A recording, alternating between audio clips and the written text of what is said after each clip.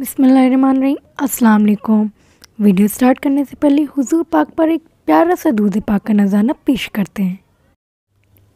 हुजूर अक़दस सल्लल्लाहु अलैहि वसल्लम का इरशाद है कि शब कद्र में हज़रत जिब्रील अलैहिस्सलाम मलाइका की एक जमात के साथ आते हैं और उस शख्स के लिए जो खड़े या बैठे अल्लाह का ज़िक्र कर रहा है और इबादत में मशगूल है, दुआए रहमत करते हैं। और जब ईद उल फित्र का दिन होता है तो हक़ ताला अपने फ़रिश्तों के सामने बंदों की इबादत पर फ़ख्र फरमाते हैं और उनसे दरियाफ़्त फरमाते हैं कि ए फ़रिश्ते, उस मज़दूर का जो अपनी खिदमत पूरी अदा कर दे, क्या बदला है।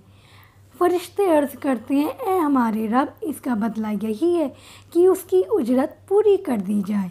तो इरशाद होता है कि फ़रिश्तों, मेरे ग़ुलामों ने और बांदियों ने मेरे फ़रीज़ों को पूरा कर दिया है।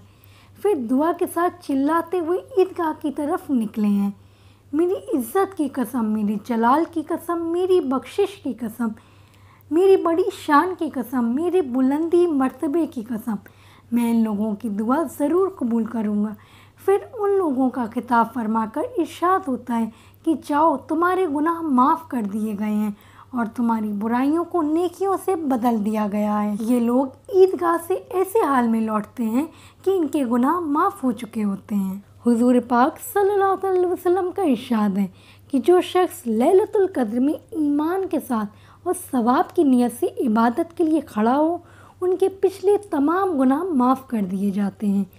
खड़ा होने का मतलब ये है कि नमाज पढ़े और इसी हुक्म में ये भी है कि किसी और इबादत, तिलावत और ज़िक्र वगैरह में मशगूल हो। और सवाब की उम्मीद रखने का मतलब ये है कि दिखाना वगैरह किसी बदनीयती से खड़ा ना हो, बल्कि इखलास के साथ महज अल्लाह की रज़ा और सवाब के हुसूल की नियत से खड़ा हो। लैलतुल कद्र की एक ख़ास दुआ है जो आज मैं आप लोगों के साथ शेयर करने जा रही हूँ। और ये दुआ हुजूर पाक सल्लल्लाहु अलैहि वसल्लम की सिखाई हुई दुआ है। हम जो उर्दू में दुआएं मांगते हैं, अगर हम अपनी उन दुआओं में हुजूर पाक की सिखाई हुई दुआ को शामिल कर लें तो हमारी दुआएं खूब पावरफुल हो जाएंगी। इसलिए लैलतुल कद्र में इस दुआ को उठते बैठते पढ़ें। ये बहुत प्यारी और ख़ूबसूरत दुआ है।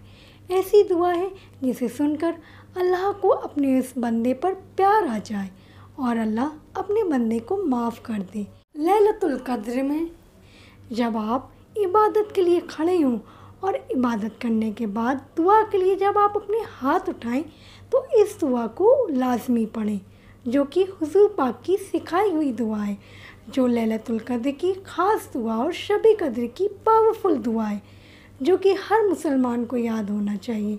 हज़रत आयशा सिद्दीक़ा रज़ियल्लाहु तआला अन्हा, जो हुजूर पाक की सबसे चहीती बीवी थी, आप सल्लल्लाहु अलैहि वसल्लम जिनके साथ एक लिहाफ पर सोए होते थे और आप पर वही नाजिल हो जाती थी, अम्मा आयशा रज़ियल्लाहु तआला अन्हा को आप सल्लल्लाहु अलैहि वसल्लम ने ये दुआ सिखाई और उनके सिखाने का मकसद कि पूरी उम्मत को ये दुआ पता चल जाए।